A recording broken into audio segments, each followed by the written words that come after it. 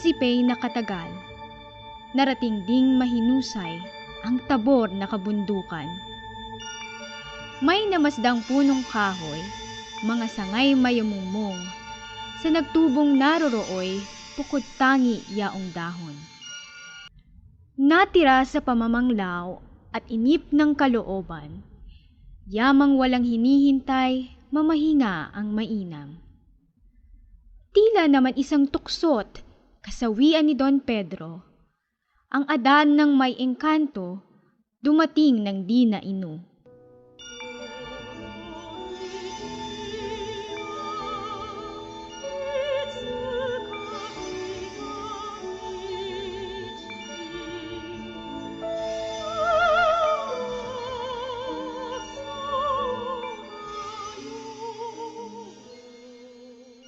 Ugali nitong Adarna, matapos ang kanyang kanta, ang siya'y magbawas muna bago matulog sa sanga. Sa masamang kapalaran, si Don Pedro'y napatakan, biglang naging batong buhay sa punong kinasandalan. Si Don Diego'y inatasang hanapin ang naparawal. Ang prinsipey di sumuway at noon di nagpaalam.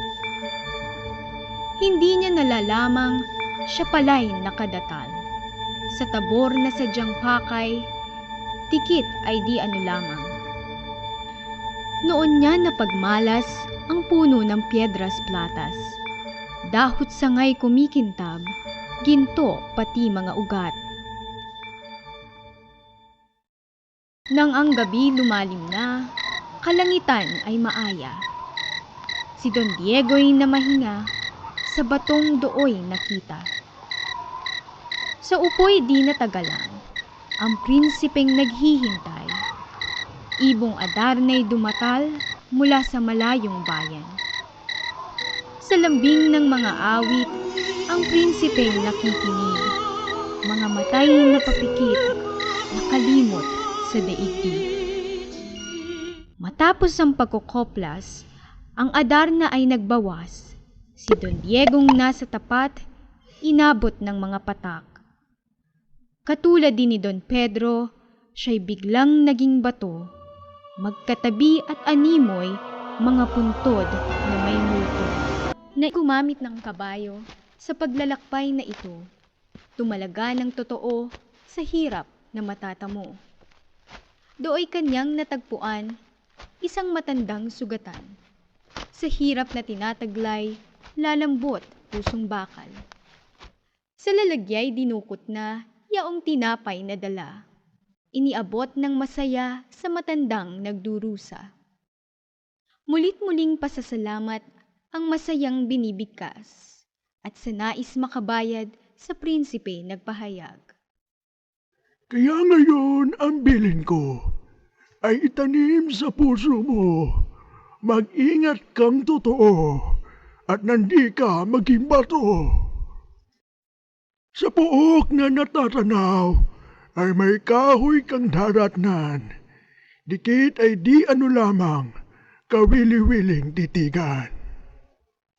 Doon wag kang titigil at sa ganda ay mahumaling, sapagkat ang mararating, ang buhay mo'y magmamaliw. Sa ibaba'y tumanaw ka, may bahay na makikita. Ang naruroong tao'y siyang magtuturo sa Adarna. Humayo na si Don Juan sa dampang kanyang natanaw. Pagtao po ay dinungaw ng ermitanyong may bahay. Inanyayahang pumanhik, maya-maya pa'y nagniig. Ermitanyo ay kay bait, kay Don Juan may pag-ibig. Lahat na po ay binata ng dahilan sa Adarna. Ibong matamis kakanta na lunas sa aking ama. Don Juan, iyong hanap mo'y paghihirapan mong totoo. Ang Adarna'y may engkanto na wala pang tumatalo. 7 awit na maganda, 7 rin at iba't iba, sa balahibong itsurang ilalabas ng Adarna. Upang iyong matagalan, 7 kantang may inam. Kita ngayon ay bibigyan ng sa antok ay panlaban. Naririto ang labahat, 7 dayap na hinugna.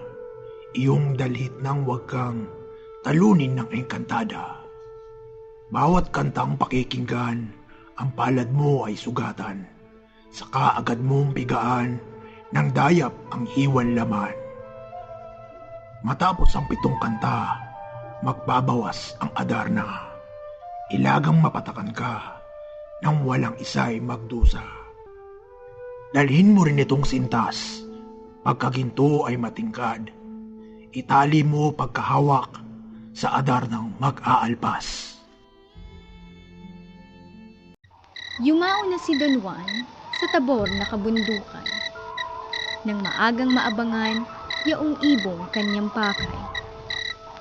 Ngunit hindi natagalan sa ganitong paghihintay at kanya nang natanawan ang Adarna'y dumaratal. Pagkalapag ay naghusay ng kanyang buong katawan. Ang pagkantay sinimulan, tinig ay pinag-inam. Natukso ng matulog, si Don Juan nanunubok. Ang labaha ay dinukot at ang palad ay binuspos. Lamang ngumiti sa balat, pinigaan na ng dayap. Sa hapdi halos maiyak, tugoy bumukal sa sugat. 7 kantay pinagwakas nitong ibong saktal dila. 7 rin ang naging sugat ni Don Juan nagpupuyat. Ang ibon ay nagbawas na, ugali pagtulog niya. Ang prinsipeng nakakita ay umilag kapag daka. Agad niyang sinunggaban, sa paay biglang tinangnan, at kinapos ng matibay ng sintas na gintong lantay. Sa katuwaang tinamo, halos di magkandatuto. Ang Adarna ay pinangko, dinala sa ermitanyo. Sa kaan ng ermitanyo, Iyan ba nga ay kunin mo? Madali ka at sa iyo'y merong iuutos ako. Punin mo ng tubig iyan, ang 2 bato'y busan. Nang sa bato'y magsilitaw, ang 2 iyong mahal. Juan ay sumalok ng tubig na iniuutos, at sa batong nakapuntod, dahan-dahan ibinuhos.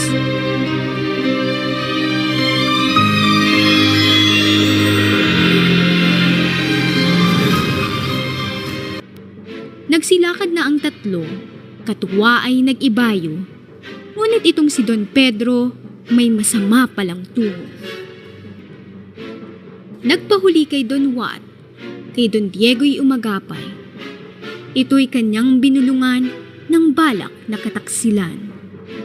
Kaya ngayon ang magaling, si Don Juan ay patayin.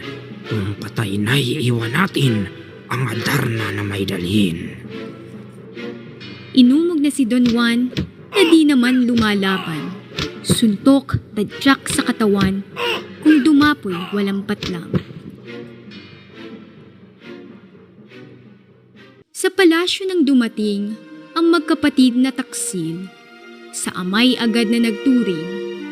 Ang Adarna ay dala namin. Ito baga ang Adarna? Naitanong sa dalawa. Kung ito nga'y ano bagat, pagkapangit pala niya. Iboy ayaw ring kumanta, pagkat dinaramdam niyang yaong may-ari sa kanya sa palasyo ay wala pa. Samantalang sa palasyo, pangyayari ay ganito. Si Don Juan lugong-lugo, gagapang-gapang sa damo.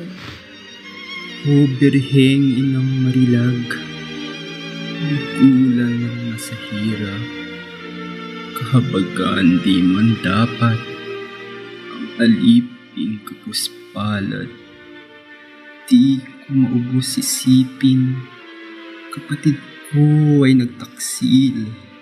Kung sa ibon po ang dahil, kanila na tinaakin. Sa libis ng isang bundok, may matandang sa susulpot, mahina't uugod-ugod sa prinsipe ay dumulog. Ang salanta at nalamog na katawan ay hinagod, sugat at lamang nalasog, pinaglalagyan ng gamot.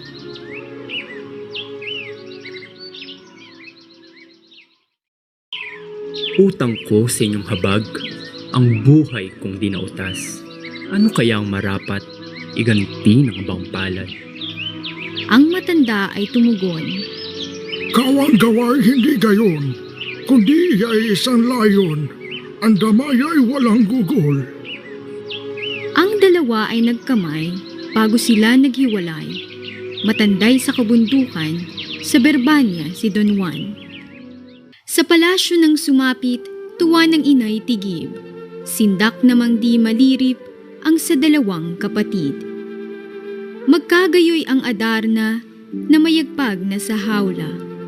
Balahibong pangit niya'y hinalinhan ng maganda.